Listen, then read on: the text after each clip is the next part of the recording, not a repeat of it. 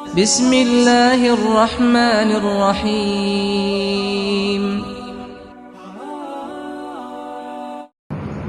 ان الحمد للہ نحمده ونستعینه ونستغفره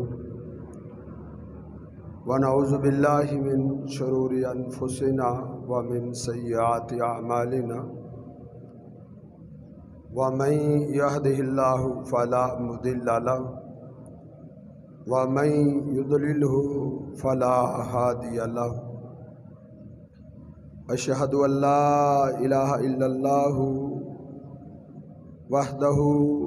وحده لا شريك له واشهد ان محمدا عبده ورسوله اما بعد فان خير الحديث كتاب الله وخير الهدي هدي محمد صلى الله عليه وسلم وشر الامور محدثاتها وكل محدثة بدعة وكل بدعة ضلالة وكل ضلالة في النار۔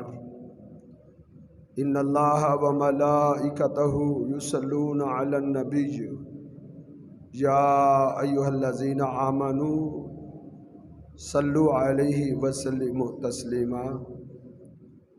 اللہم صلی علی محمد وعلی آلہ واصحابہ وسلم۔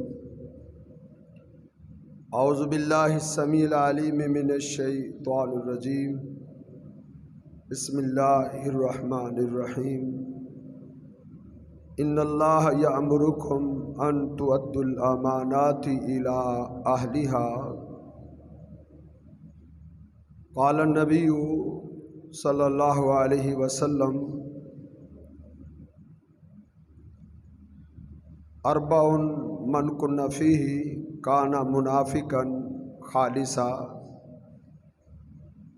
اذا حدث کذب واذا وعد اخلف واذا اؤتمن خان واذا خاصم فجر، او کما قال النبی صلی اللہ علیہ وسلم۔ سیدنا عمر بن خطاب رضی اللہ تعالی عنہ، انہوں نے اپنے دور خلافت میں ایک عظیم الشان خطبہ ارشاد فرمایا تھا۔ اس خطبے میں انہوں نے عامۃ الناس کو، لوگوں کو کسی انسان کی دینداری اور اس کے تقوی اور اس کے ایمان کو پرکھنے کا، جانچنے کا اور چیک کرنے کا ایک اصول اور کلیہ سمجھایا تھا۔ وہ اصول کیا تھا؟ انہوں نے کہا، اے لوگو، کسی کی دینداری اور اس کے ایمان اور اسلام کو چیک کرنے کے لیے صرف اس کی نماز اور روزے کو مت دیکھو، صرف اسی پر اکتفا نہ کرو۔ لا تنظروا الی صلاۃ الرجل وصومہ، تم صرف نماز اور روزے کو دیکھ کر اس کے ایمان اور اس کے اسلام کا فیصلہ مت کرو، بلکہ ساتھ ساتھ نماز اور روزے کے ساتھ یہ چیزیں بنیاد ہیں، اس میں کوئی شک نہیں ہے۔ بنی الاسلام علی خمس، اسلام کی بنیاد 5 چیزوں پہ رکھی گئی ہے۔ ان 5 میں نماز بھی ہے اور روزہ بھی ہے، اسلام کی بنیادوں میں سے ہے۔ لیکن صرف اسی پر اکتفا نہیں، وَلَا تَنْظُرُوا إِلَى صَلَاةِ الرَّجُلِ वला सौमे ही, किसी को परखने के लिए सिर्फ उसकी नमाज और रोज़े को पर इक्तफा ना करो, बल्कि ये देखो इला सिद्के ही व अमानत ही, उसकी सच्चाई को भी परखो। ये सच्चा कितना है, अमानतदार कितना है, अमीन कितना है। नमाज और रोज़े के साथ साथ इंसान का सच्चा होना भी ज़रूरी है, उसके अंदर सदाकत भी होनी चाहिए, उसके अंदर दयानतदारी और अमानतदारी भी होनी चाहिए। इंसान को अमीन होना चाहिए। दीन इस्लाम बंदे को अमीन बनाता है, अमानतदार बनाता है, दयानतदार बनाता है। ये नमाज, ये रोज़ा, ये हज, ये ज़कात, ये तमाम इबादत इंसान के अंदर ईमानदारी लाती हैं, परहेज़गारी को पैदा करती हैं, उसके अंदर तकवा पैदा करती हैं। अगर ये चीज़ें इंसान के अंदर पैदा नहीं हुई तो उसकी नमाज़ें और उसके रोज़े और उसकी तहज्जुदें, उसकी शब ज़िंदादारियाँ, उसके हज और उम्रे सिर्फ ढांचे हैं, उनके अंदर कोई रूह नहीं है। तो इसलिए इंसान को परखने के लिए उन्ज़ुरू इला सिद्के ही व अमानते ही, उसकी सच्चाई को भी देखो और उसकी अमानतदारी को भी देखो। उमर बिन खत्ताब रज़ी अल्लाह ताला अन्हु के बेटे अब्दुल्ला बिन उमर रज़ी अल्लाह ताला अन्हु ने तो इस मौक़िफ़ को समझाने के लिए यहाँ तक बोला था कि ला तग़तर्रू बिसलाती अहदिकुम वला बिसौमिही, किसी की नमाज और रोज़े से धोखा ना खा जाना। तुम सिर्फ उसकी नमाज और रोज़े पर इक्तफा ना करना, उसकी अमानत और उसकी दयानत को भी परख लेना। मुआमलात करने के लिए, लेन देन करने के लिए और ज़िंदगी के मामलात को चलाने के लिए उसकी अमानत और उसकी दयानत का इल्म होना ज़रूरी है। इस्लाम इंसान को अमीन बनाता है। इस इस्लाम की जो बुनियाद है वो अमानत पर खड़ी है। इस्लाम जो एक ढांचा है, इस्लाम जो एक इमारत है, इसकी बुनियाद अमानत और दयानत पर है। इस्लाम जो लेकर आया है फरिश्ता, अल्लाह रब्बुल इज़्ज़त ने उस फरिश्ते को रूहुल आमीन के लक़ब से याद किया है कि दीन इस्लाम को लेकर आने वाला मोहम्मद रसूलुल्लाह सल्लल्लाहु अलैहि वसल्लम पर वही लाने वाला फरिश्ता वो अर्रूहुल आमीन है, उसका नाम अमानतदार है, वो इंतहाई आला दर्जे का दयानतदार है।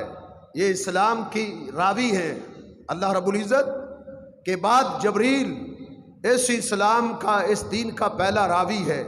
अल्लाह रब्बुल इज़्ज़त ने उसकी अमानत का जिक्र किया है, उसकी दयानत का जिक्र किया है कि मेरा ये फरिश्ता जो दीन उतारता है ये ख़यानत नहीं कर सकता, इसके अंदर ख़यानत करने के जरासीम नहीं है। ये आला दर्जे का अमानतदार है। जिब्रील अमीन वही लेकर अल्लाह के नबियों पर आते रहे हैं और अल्लाह के नबी अपनी कौमों को क्या कहते थे?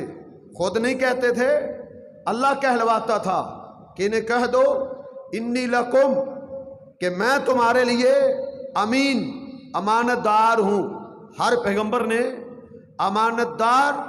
अमानतदारी की बात की है और उनकी अमानतदारी की सनद और सर्टिफिकेट अल्लाह रब्बुल इज़्ज़त ने आसमान की बुलंदी से उतारा है, क्योंकि ये दीन अमानतदारी पर कायम है, दयानतदारी पर कायम है। अल्लाह के पैगंबर सल्लल्लाहु अलैहि वसल्लम इस हद दर्जे के आमीन थे कि आपके दुश्मन, आपके अगियार, आपके मुखालिफीन जो आपके ख़िलाफ़ साजिशें करते थे, वो भी आपकी अमानतदारी और आपकी दयानतदारी के मोतरिफ थे। वो इतराफ़ करते थे, इकरार करते थे कि आप आला दर्जे के अमानतदार हैं और आला दर्जे के दयानतदार हैं। ये आपके मुखालिफीन का तबसरा था। अबू सुफियान ने हिरकल के भरे दरबार में जब हिरकल ने उससे पूछा था कि वो हस्ती और वो शख्सियत जिसने मदीने में, मक्के में इस्लाम का नाम लिया है, जिसने नबी होने का दावा किया है, وہ کیسا شخص ہے، اس کی صداقت، اس کی امانت کیسی ہے۔ تو ابو سفیان رضی اللہ تعالیٰ عنہ اس وقت تک ابھی مسلمان نہیں ہوئے تھے، تو انہوں نے کیا کہا تھا کہ وہ اعلیٰ درجے کا سچا انسان ہے، ہم نے اس کی زبان پر کبھی جھوٹ نہیں سنا، اعلیٰ درجے کا وہ امانت دار ہے، ہم نے زندگی میں کبھی بھی اس سے خیانت کا شائبہ تک نہیں ہم نے دیکھا۔ جب ہرقل نے پوچھا وہ کس چیز کا حکم دیتا ہے، اس کی دعوت کیا ہے، اس کا پیغام کیا ہے، اس کا منہج کیا ہے، وہ کون سی بات کرتا ہے، تو اس وقت کیا کہا تھا ابو سفیان نے، جو سخت ترین دشمن تھا، اس نے کہا انہو یامر بالصلاۃ، وہ نماز کا حکم دیتا ہے، وبالصدقہ، وہ صدقات و خیرات کرنے کا حکم دیتا ہے، ویامر باداء الامانۃ، وہ امانت کی ادائیگی کا حکم دیتا ہے کہ تم امانتوں کو ادا کرنے والے بن جاؤ، امانتوں میں خیانت کرنے والے نہ بنو۔ یہ اس کی دعوت ہے، یہ اس کا پیغام ہے، یہ محمد رسول اللہ صلی اللہ علیہ وسلم کی اپنی عملی زندگی بھی اور آپ کی دعوت بھی اسی نقطے پر تھی کہ آپ صادق الامین تھے، قولن بھی فعلن بھی۔ یہاں تو صرف دعوے رہ گئے ہیں، یہاں صرف دعوے ہیں صادق الامین کے، لیکن اللہ کے پیغمبر صلی اللہ علیہ وسلم عملی طور پر اعلیٰ درجے کے امین بھی تھے، اعلیٰ درجے کے آپ جو صداقت والے بھی تھے، سچائی والے بھی تھے۔ تو نبی علیہ الصلوۃ والسلام جس دین کی دعوت دیتے تھے اس دین کا مدار صداقت پر قائم تھا، امانت داری پر قائم تھا۔ اللہ کے پیغمبر صلی اللہ علیہ وسلم نے فرمایا کہ ثلاث اربع من کن فیہ کان منافقا خالصا، کچھ ایسی خصلتیں ہیں وہ مسلمانوں کی علامت نہیں ہے، وہ منافقوں کی علامت ہے، منافقوں کی۔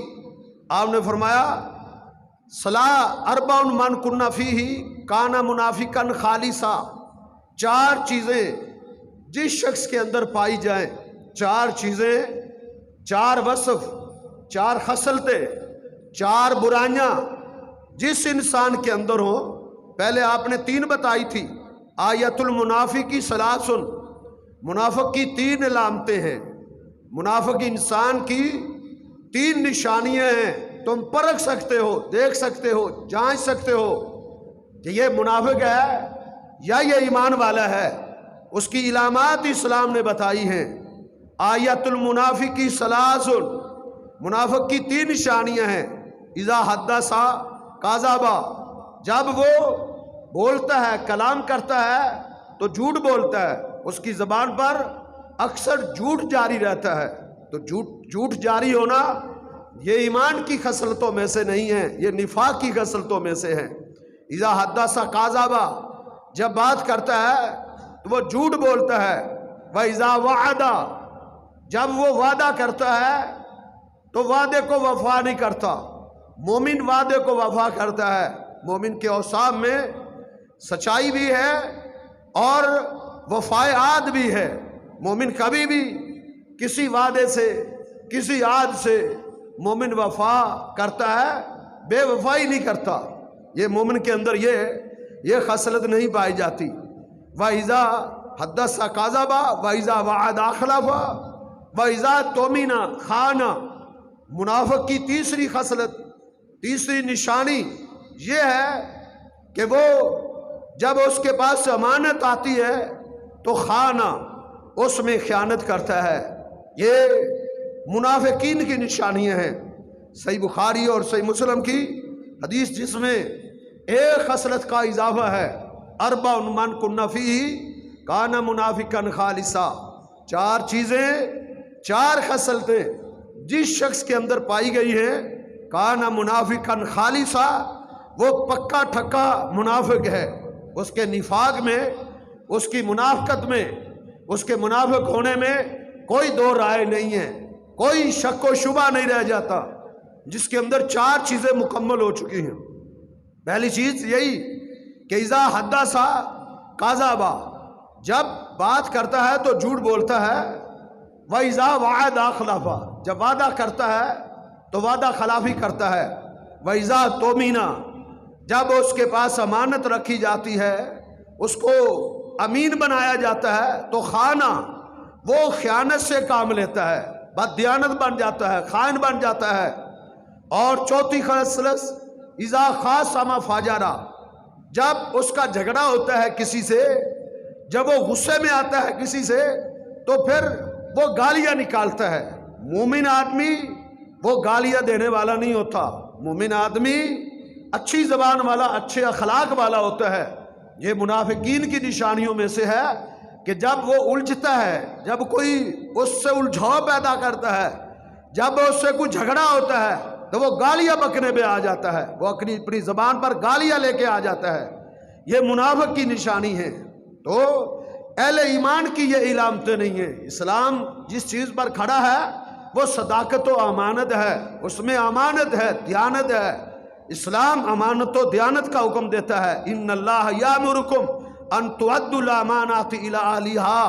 اللہ تمہیں کس چیز کا حکم دیتے ہیں؟ اللہ تمہیں امانت ادا کرنے کا حکم دیتے ہیں، امیر بننے کا حکم دیتے ہیں۔ امیر بن کے زندگی بسر کرو، وہ دیانتدار بن کے زندگی بسر کرو۔ دیانتدار کی زندگی ہے، خائن کی کیا زندگی ہے؟ خائن حرام کھاتا ہے، اپنے بچوں کو حرام کھلاتا ہے، اپنی عبادات کا بیڑا غرق کرتا ہے، اپنا ذریعہ معاش، اپنا لباس، اپنا کھانا پینا، اپنے مشروبات، تمام چیزوں کو حرام کر لیتا ہے۔ اور جو امین ہوتا ہے، دیانتدار ہوتا ہے، امانت دار ہوتا ہے، بھلے وہ کم کھا لیتا ہے اور تھوڑے پر گزارا کر لیتا ہے، لیکن وہ پاکیزہ ترین انسان ہوتا ہے، کیونکہ اس کی غذائیں پاکیزہ ہے، اس کا لباس پاکیزہ ہے، اس کے مشروبات پاکیزہ ہیں، اس کی طبیعت پر اس کا اثر ہوتا ہے، عبادات میں اس کو لذت آتی ہے، عبادات میں اس کا دل کرتا ہے، اس کی اولاد عبادت میں لگ جاتی ہے۔ رزق حلال کا انسان کی عبادت اور ریاضت اور اس کے نیک عمل پہ اس کا گہرا اثر ہوتا ہے۔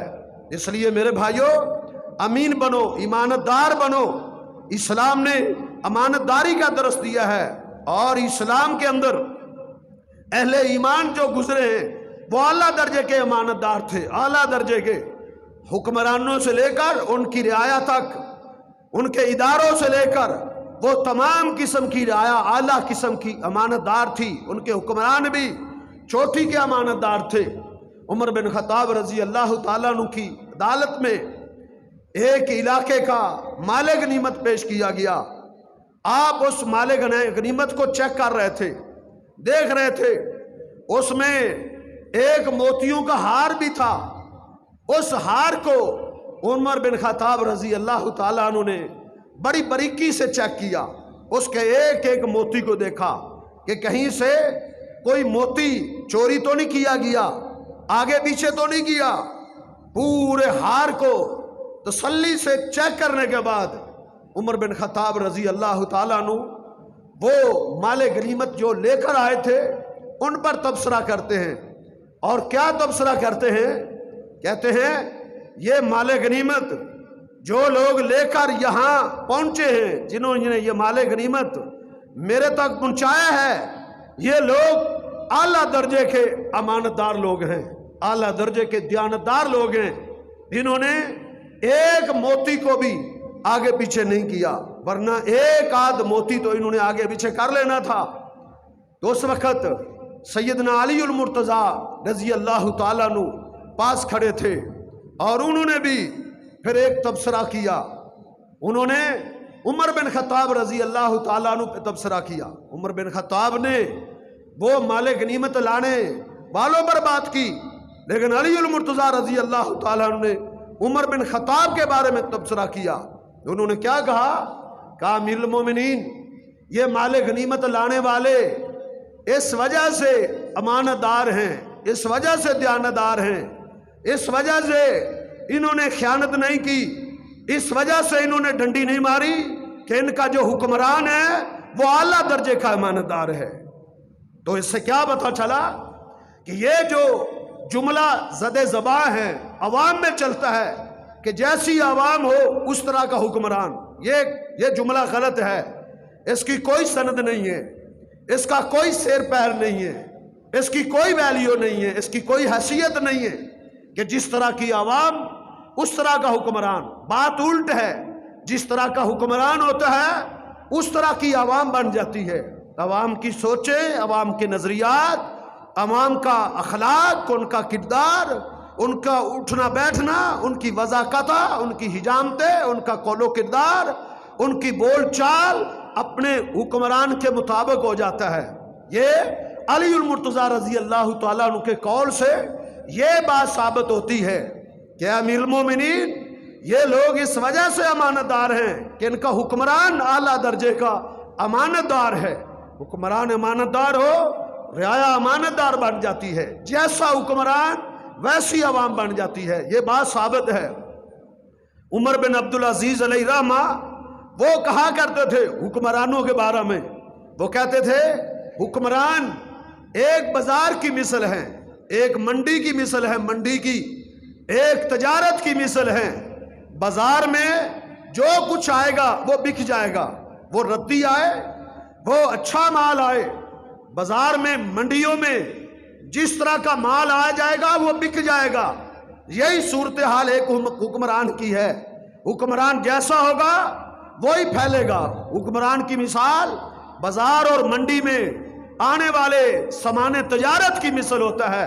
وہ سچا ہوتا ہے تو علاقے میں سچائی پھیل جاتی ہے، وہ دیانتدار ہوتا ہے تو اس کی رعایا میں دیانت آ جاتی ہے، وہ عبادت گزار ہوتا ہے، شب زندہ دار ہوتا ہے تو عبادتوں کے چرچے ہوتے ہیں۔ اسی لیے مورخین نے لکھا ہے کہ لبید وہ ایک حاکم تھا اور وہ بڑا محلات اور بنگلوں سے محبت رکھنے والا تھا۔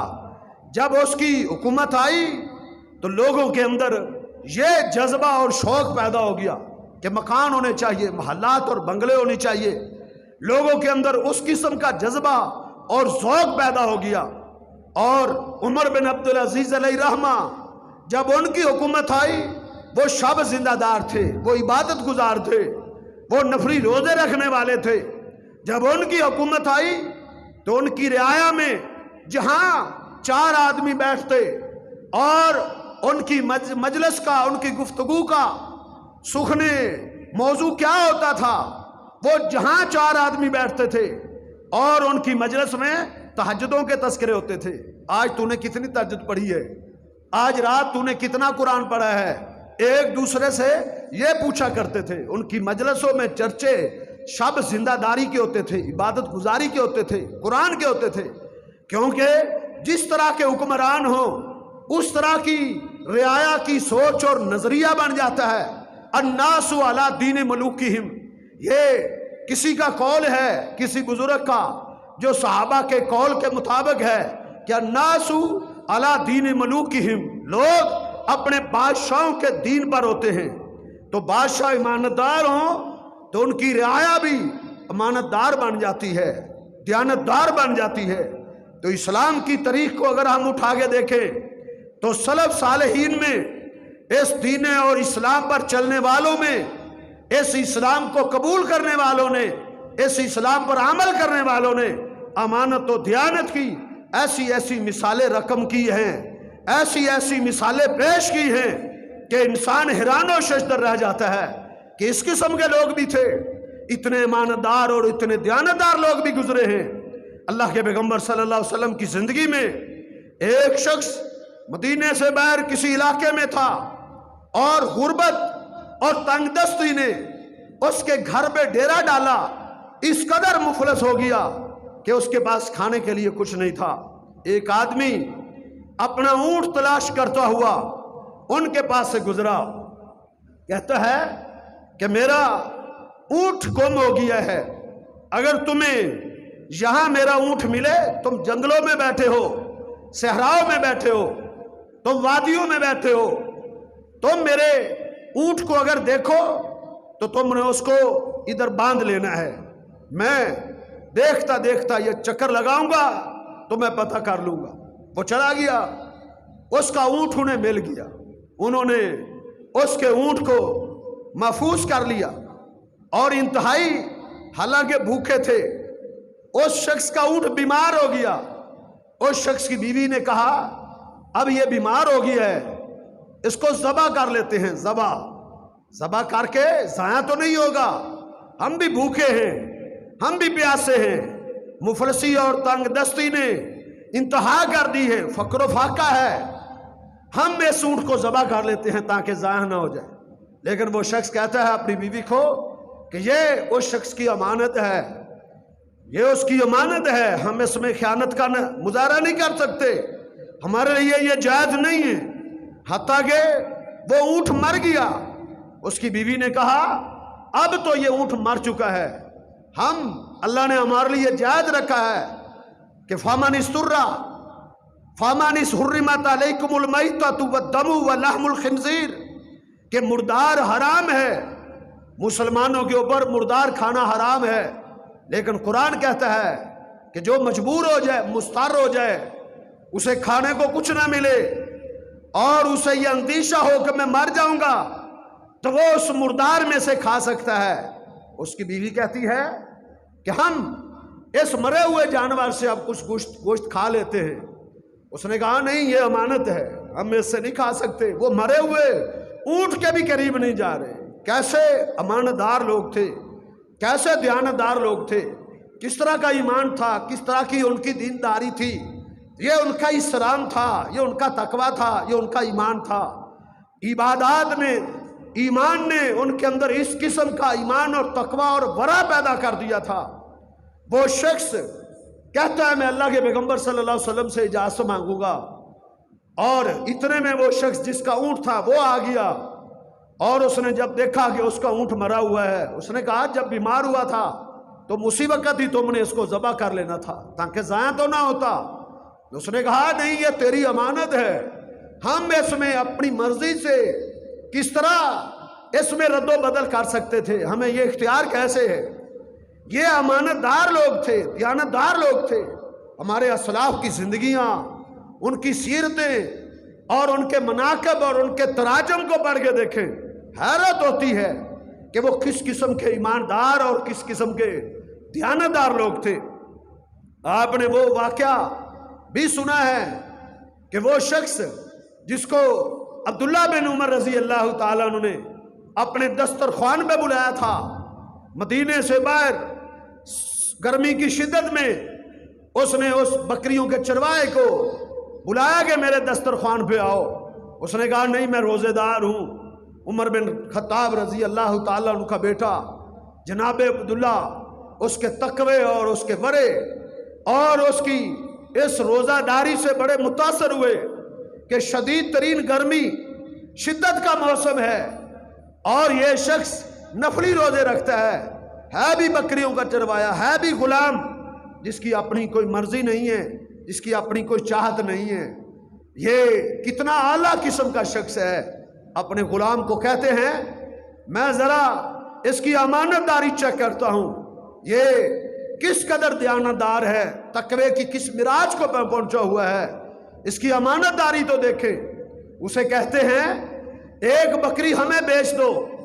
اس نے کہا ان حالی سیدی، ان بکریوں میں سے میری ایک بکری بھی نہیں ہے، یہ ساری کی ساری بکریاں جو ہیں یہ میرے مالک کی ہیں، ان بکریوں میں میری ایک بکری بھی نہیں ہے۔ عبداللہ بن عمر رضی اللہ تعالیٰ عنہ فرمانے لگے کہ تو ایسا کر، ایک بکری ہمیں بھیج دے، تیرا مالک کون سا تجھے دیکھ رہا ہے، اسے کون سا پتہ چلے گا، یہ سینکڑوں بکریاں ہیں، وہ کون سا حساب کرے گا، اگر وہ حساب کر بھی لے تو اسے کہنا اکل الذئب، اس کو بھیڑیا کھا گیا تھا، بھیڑیا۔ اس نے کیا جواب دیا؟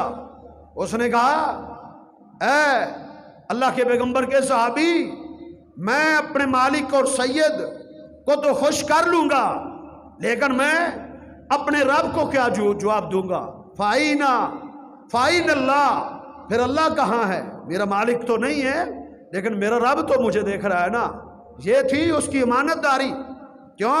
اس نے کہا یہ بکریاں میرے پاس میرے مالک کی امانت ہے، امانت کا لفظ بولا ہے اس نے کہ ان میں سے میں ایک بکری میں بھی خیانت نہیں کر سکتا۔ یہ ایمان تھا، یہ تقوی تھا، یہ ورع تھا۔ جو عبادات پیدا کرتی ہیں. ایک محدث، بہت بڑے محدث جس کو ابو الفتح عبد الباقی کے نام سے یاد کیا جاتا ہے، طبقات حنابلہ میں، سیر و اعلام النبلاء میں اور تاریخ اور سیر کی دیگر کتابوں میں اس محدث کی سیرت کا اور اس کی امانت داری اور اس کی دیانتداری کی ایک لا مثال اسوہ اور نمونہ موجود ہے.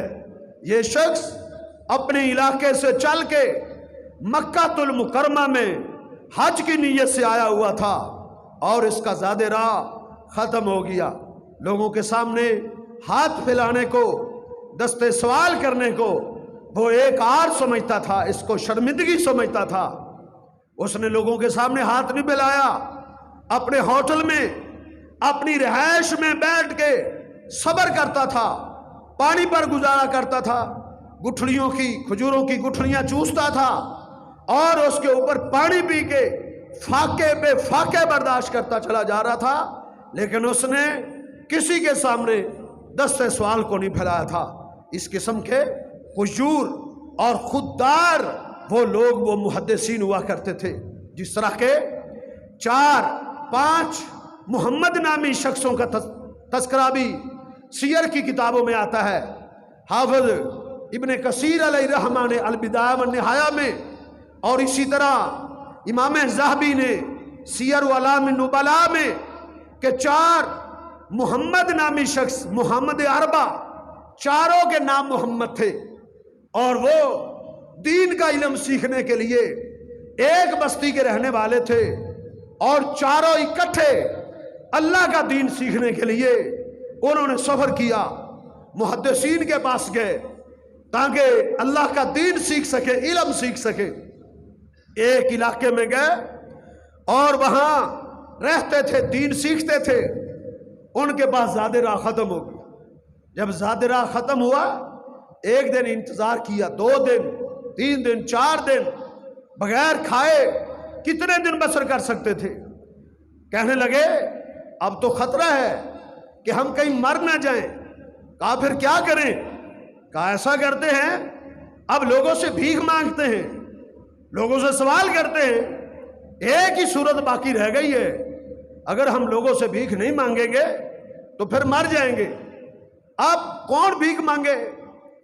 انہوں نے کہا ایسا کرتے ہیں، کوڑا ڈالتے ہیں، جس کا نام نکلے گا وہ بھیک مانگے گا، جا کے لوگوں سے سوال کرے گا.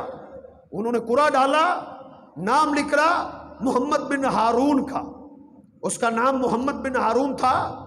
ایک کا نام محمد بن خزیمہ تھا، ایک کا نام محمد بن اسحاق تھا، ایک کا نام محمد بن نصر المروزی تھا. یہ 4 محمد نامی شخص، انہوں نے کوڑا ڈالا، محمد بن ہارون کا نام نکلا. اسے کہا چلو اٹھو، تیرے نام کوڑا نکلا ہے، چلو جا کے لوگوں سے بھیک مانگو تاکہ ہم زندہ رہ سکیں، تاکہ ہم اپنا سفر واپسی کا شروع کر سکیں. اس نے کیا کیا؟ اس نے کہا میرے بھائیو جلدی مت کرو، مجھے تھوڑی سی ڈھیل دو، مجھے تھوڑا سا موقع دو. کہا کیا کرنا چاہتے ہو؟ اس نے کہا میں 2 رکعت نماز پڑھنا چاہتا ہوں، 2 رکعت نفل پڑھنا چاہتا ہوں. اس نے وضو بنایا اور وضو بنا کے وہ اللہ کے سامنے کھڑا ہو گیا. 2 رکعت اس نے لمبی رکھتے کی. ساتھی کہہ رہے تھے جلدی کرو، تو نے نماز ہی آج لمبی کر دی ہے. سجدے میں جاتے، لمبا سجدہ کرتے، روتے، اللہ ہم تیرے دین کو سیکھنے کے لیے آئے ہیں، اللہ ہم تیرے دین کو پڑھنے کے لیے آئے ہیں، ہم بندوں سے سوال کرنے نہیں آئے، ہم بندوں سے بھیک مانگنے نہیں آئے. اللہ تو ہی ہماری ضروریات کو پورا کر دے. وہ آخری رکعت کے آخری سجدے میں تھا، اس کی رکعت میں اضافہ ہو گیا، پھوٹ پھوٹ کے رونے لگا، روتا جا رہا ہے. لمبا اس نے سجدہ کر دیا. وہ ابھی سجدے میں ہی تھا تو باہر سے دروازہ کھٹکا. اس کے ساتھی باہر گئے تو ایک آدمی گھوڑے پر سوار تھا. اس کے پاس 4 تھیلیاں تھی، سونے کی تھیلیاں، اشرفیوں کی تھیلیاں. ایک ایک تھیلی کے اوپر ایک ایک کا نام لکھا ہوا تھا. ایک تھیلی کے اوپر محمد بن ہارون تھا، دوسری تھیلی کے اوپر محمد بن خزیمہ لکھا ہوا تھا، اور ایک پر محمد بن حساب تھا، ایک پر محمد بن نصر تھا، چاروں تھیلیوں کے اوپر ان کا نام لکھا ہوا ہے۔ اس نے کہا تم میں محمد بن خزیمہ کون سا ہے؟ کہا یہ۔ کہا پکڑو اپنی اشرفیوں کی تھیلی۔ محمد بن اسحاق کو اس کی دی، محمد بن نصر کو اس کی دی۔ کہا محمد بن ہارون کہاں ہے؟ کہا وہ سجدے میں پڑا ہے۔ اس کے پاس گئے، کہا ارفع راسک، اٹھو اپنے سر کو اٹھاؤ، نماز کو اب مکمل کر دو، اللہ رب العزت کی طرف سے نصرت اور مدد پہنچ چکی ہے، اللہ نے تیری دعا کو قبول کر لی ہے، اللہ رب العزت نے تیری دعا کو قبولیت سے نواز دیا ہے، اللہ نے ہمیں مالا مال کر دیا ہے۔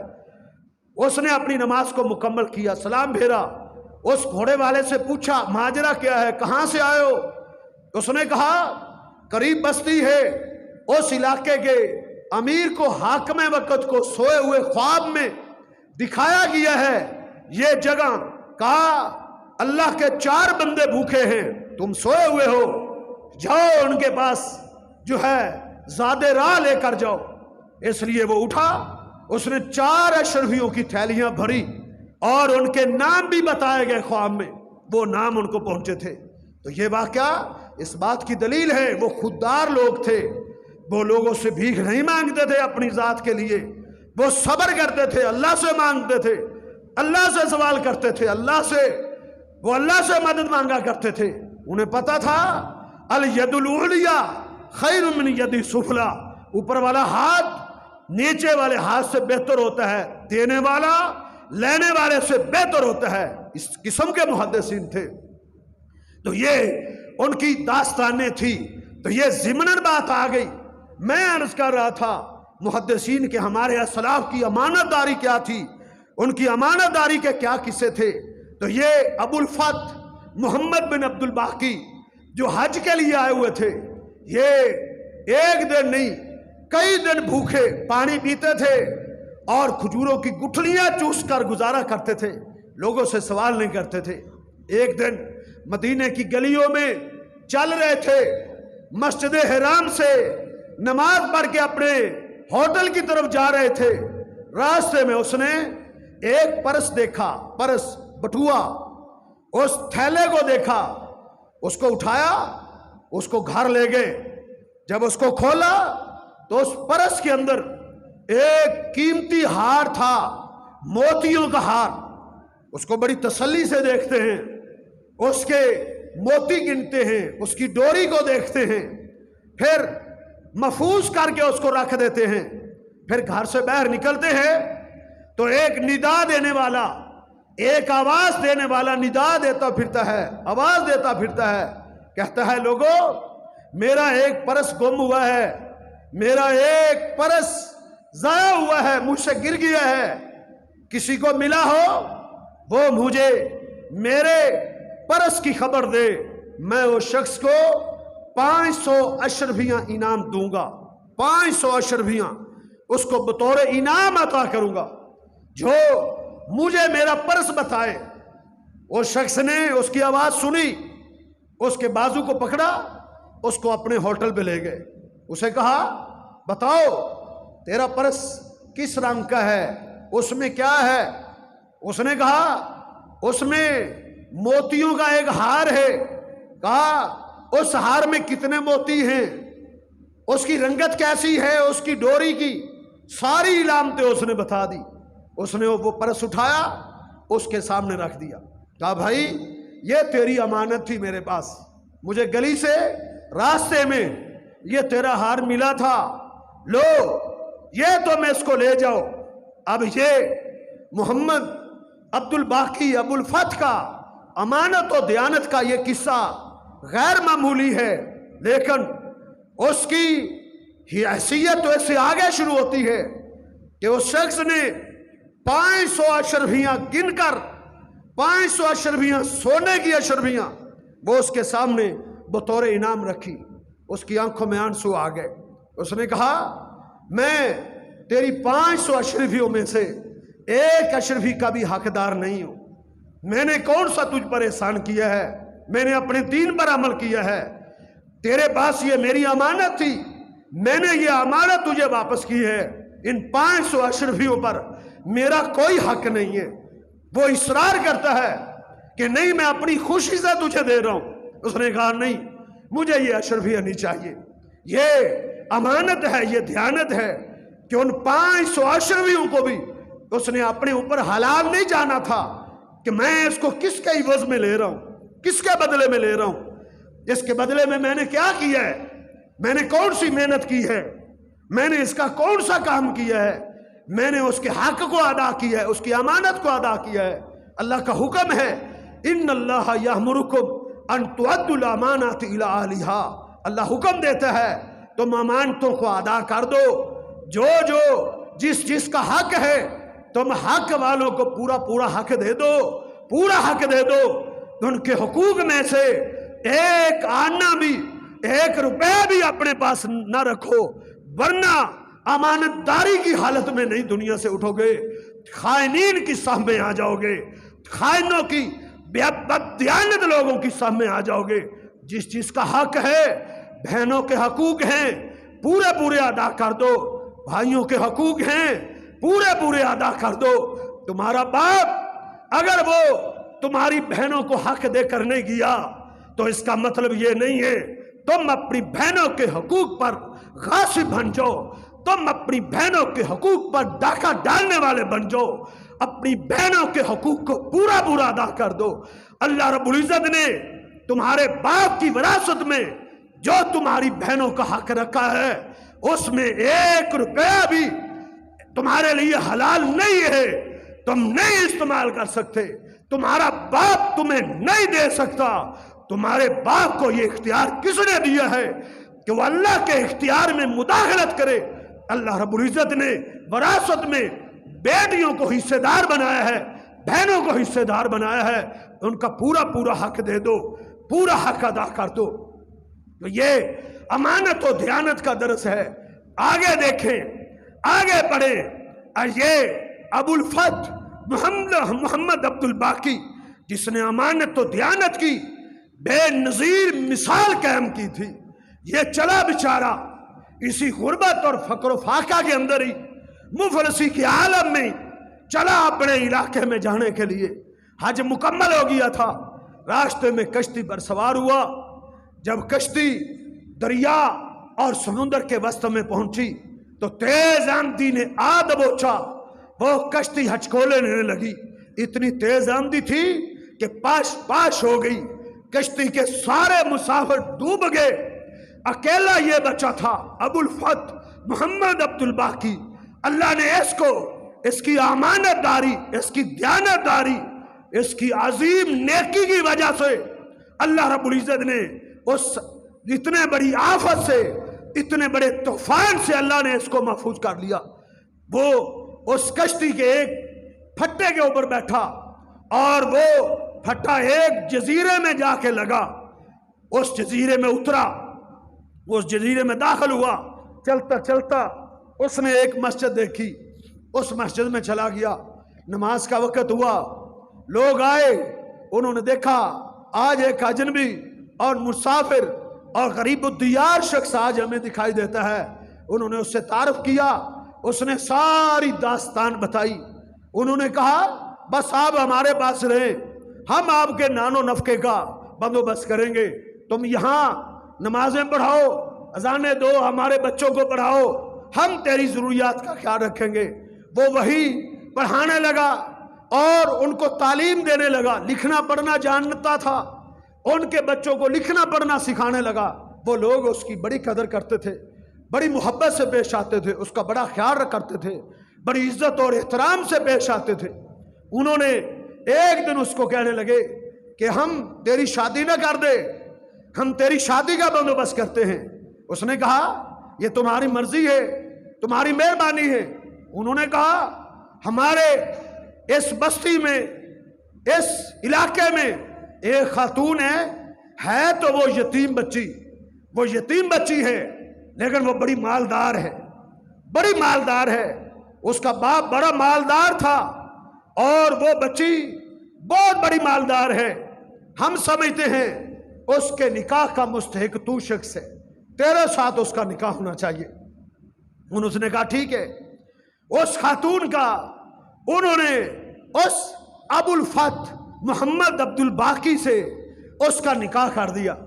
پہلی رات تھی، جب وہ خلوت میں گئے تو شخص نے اس خاتون کے گلے میں وہی ہار دیکھا، وہی ہار جو اس نے اس مکے کی گلی میں ملا تھا، جو شخص کی امانت تھا، وہ ہار دیکھ کے ہکا بکا رہ گیا، حیران و شیدر رہ گیا۔ وہ کہنے لگی اللہ کے بندے کیا دیکھتا ہے، ہار کی طرف دیکھتے چلے جا رہے ہو؟ اس نے کہا یہ ہار میں نے مکے میں دیکھا تھا، اس لیے میں حیران ہوں کہ یہ ہار تو کسی شخص کا گم ہوا تھا اور مجھے ملا تھا، اور میں نے اس کی امانت اس کو واپس کی تھی، یہ ہار تیرے پاس کیسے پہنچ گیا؟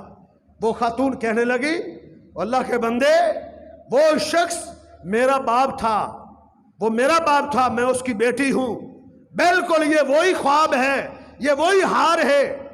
میرا باپ جب واپس آیا تھا تو وہ جب تک زندہ رہا ہے وہ تیرا تذکرہ ہی کیا کرتا تھا، اکثر تیرا ذکر کیا کرتا تھا، وہ کہا کرتا تھا وہ شخص کتنا اعلیٰ درجے کا دیندار شخص ہے، کتنا اعلیٰ درجے کا ایماندار شخص تھا۔ میرا باپ کہا کرتا تھا میں نے اس سے افضل کسی مسلمان کو نہیں دیکھا، اپنی پوری لائف میں، پوری زندگی میں اس سے اعلیٰ ایمانت دار شخص کا میں نے چہرہ کبھی نہیں دیکھا۔ میرا باپ صبح بھی تیرا تذکرہ کرتا تھا، شام کو بھی تیرا تذکرہ کرتا تھا۔ میرا باپ آرزو کرتا ہوا، خواہش کرتا ہوا، اس کی دل میں یہ آرزویں تھی، تمنائیں تھی، اس کے دل میں، میرے باپ کے دل میں یہ خواہشیں تھی۔ وہ یہ کہا کرتا تھا کاش کہ وہ شخص مجھے مل جائے، میں اپنی بیٹی کا رشتہ اس کے ساتھ کر دوں گا۔ میرا باپ یہ خواہشیں اور یہ آرزویں لے کر اس دنیا سے رخصت ہو گیا۔ تو اس نے کہا وہ میں ہی وہ شخص ہوں، اس کے ساتھ اس کا نکاح ہو گیا۔ وہ خاتون کچھ عرصے کے بعد فوت ہو گئی اور وہ ہار اس شخص کی وراثت بن گیا، وراثت ابوالفتح عبد الباقی اس ہار کا مالک بن گیا۔ اس نے اس ہار کو 1,00,000 دینار میں اس کو فروخت کیا، 1,00,000 دینار میں اس پر اس نے تجارتیں کی۔ ابوالفتح عبد الباقی زمانے کا بہت بڑا مالدار بن گیا تھا، جو کبھی اتنا بھوکا تھا، پیاسا تھا، کھانے کو کھجوریں نہیں ملا کرتی تھی، اس کے پاس غربتیں تھی، افلاس تھا۔ یہ تقوی ہے، یہ ایمانداری ہے۔ وَمَن يَتَّقِ اللَّهَ يَجْعَل لَّهُ مَخْرَجًا، اللہ کے وعدے سچے ہیں، اللہ کا وعدہ سچا ہے۔ وَمَن يَتَّقِ اللَّهَ، جو تقوی اختیار کرتا ہے، وَيَجْعَل لَّهُ مَخْرَجًا، اللہ غربتوں سے نکلنے کے لیے راستے پیدا کر دیتے ہیں۔ اللہ اس کو ایسی جگہ سے رزق دیتے ہیں جس کا اس کو کبھی وہم و گمان بھی نہیں ہوتا۔ تو میرے بھائیوں، یہ ہمارے اسلاف تھے، یہ ان کی امانت اور صداقت تھی۔ ایک آخری قصہ آپ کے سامنے رکھتا ہوں کہ ایک بہت بڑے محدث عبداللہ بن مبارک، بہت بڑے محدث تھے، ان کی امانت و دیانت کے بھی چرچے لکھے ہوئے ہیں۔ ان کی امانت داری کی مثال سن کے آپ حیران ہو جائیں گے۔ وہ مرو کے علاقے میں کے رہنے والے تھے، پڑھنے کے لیے ملک شام گئے محدثین کے پاس، اور جب تعلیم مکمل ہوگی واپس اپنے علاقے مرو میں پہنچے۔ سامان کو کھولا تو سامان میں اسے ایک قلم ملا، قلم، ایک پنسل ملی۔ وہ قلم اس کے دوست کی تھی، اس نے عاریتاً ادھار لکھنے کے لیے اس سے لی تھی، لیکن اس کو واپس کرنا بھول گیا۔ اب پریشان ہو گیا ہے، یہ جدید دور تو نہیں تھا، یہ موبائل کا دور، ٹیلی فون کا دور نہیں تھا۔ اس نے مرو سے واپس ملک شام کا سفر کیا اور اپنے اس دوست کے گھر پہنچا، اس کو جا کے اس کا قلم واپس کیا، پھر واپس آئے کہ یہ قلم اس کی امانت ہے، میں اس کو اپنے پاس نہیں رکھ سکتا۔ یہ دیانت داری تھی، یہ ایمان تھا، یہ تقوی تھا۔ اور بیٹا کس کا تھا پھر؟ عبداللہ بن مبارک۔ ضروری نہیں کہ یہ تربیت صرف مدارس کے اندر ہو، یہ تربیت گھر میں بھی ہوتی ہے، اس کا بھی اثر ہوتا ہے۔ یہ بیٹا کس کا تھا؟ عبداللہ بن مبارک۔ اس کا باپ مبارک تھا، مبارک وہ ایک ترکی بہت بڑے تاجر کا غلام تھا اور اس کے باغ میں باغبانی کرتا تھا، اس کا مالی تھا، مالی۔ اور وہ تاجر جو ترکی تاجر تھا اس نے اپنے اس خادم کو، اپنے اس غلام کو ایک دن کہنے لگا کہ کسی میٹھے انار کا جوس نکال کے میرے پاس لاؤ۔ اس نے ایک انار کا جوس نکالا اور اپنے مالک کے پاس لے کر چلا گیا۔ اس نے پیا تو وہ کڑوا تھا، اس میں مٹھاس نہیں تھی، وہ ترش تھا۔ اس نے کہا اتنے سال ہو گئے ہیں تجھے میرے اس باغ میں باغبانی کرتے ہوئے، ابھی تک تجھے یہی پتا نہیں ہے کہ کون سا اناروں کا درخت میٹھا ہے اور کون سا ترش ہے، کڑوا ہے۔ ڈانٹا اس نے اس کو۔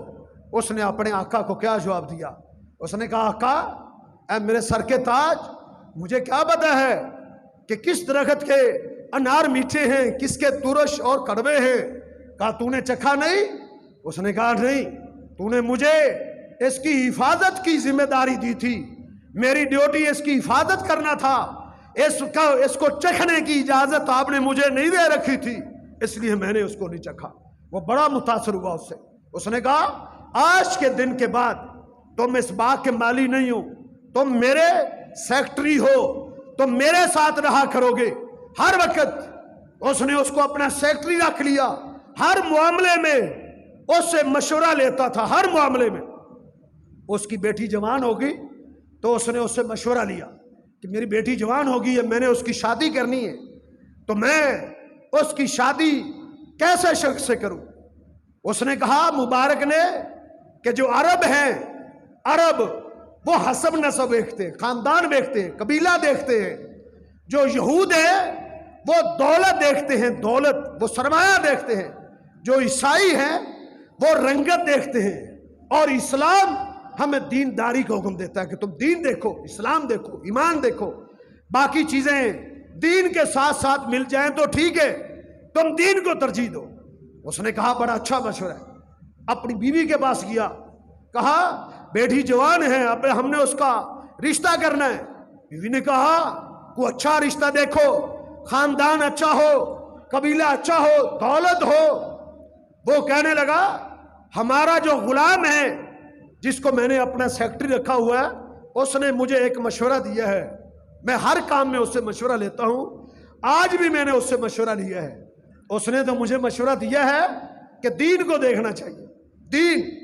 بیوی مان گئی۔ اس نے کہا ٹھیک ہے، ہم اپنی بیٹی کے رشتے کے لیے دین کو ہی دیکھیں گے، دین کو ترجیح دیں گے، دینداری کو، تقوی کو دیکھیں گے۔